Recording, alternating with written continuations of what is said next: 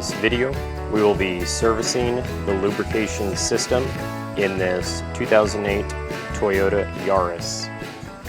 To prep this vehicle, I have installed wheel chocks behind the rear tires. The parking brake is set, and I have jacked the vehicle up and installed safety stands underneath the lift points. To begin this process, we will be taking a look underneath the vehicle, a little bit towards the passenger side of the engine bay. Taking a look under the vehicle, we can see our oil pan as well as our oil drain plug. Taking a look from the other direction, we can see that oil pan as well as our oil drain plug. We can also have a good vantage point for our oil filter. Taking a look on top of the engine, we're going to make note of the oil fill location as well as the oil dipstick.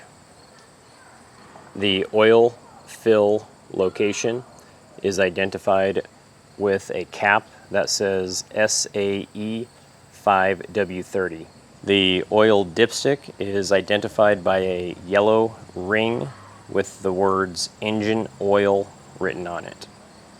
Since we are switching from conventional oil to Amsoil, we will be installing Amsoil's engine and transmission flush in the engine and letting the engine idle for 10 to 15 minutes.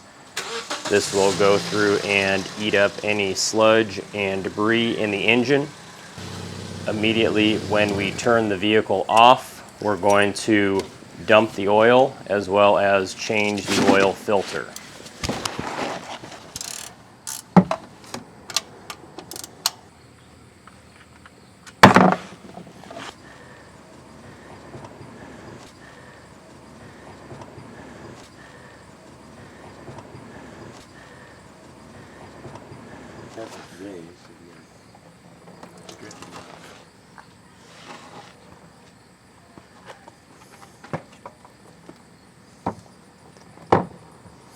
Taking a look at the oil filter location, we want to clean the mating surface and verify that the oil ring came off with the filter and it is not stuck up inside the engine.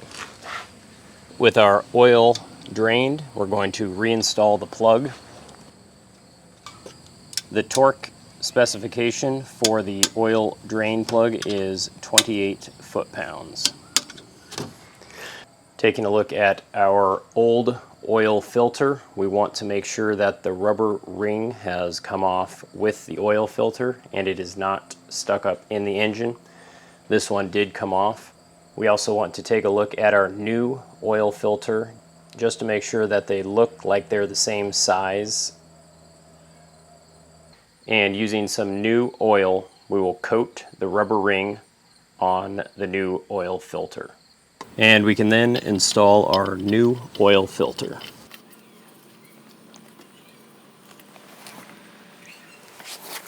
And with the oil plug installed and torqued and the new oil filter installed, we can add our new engine oil.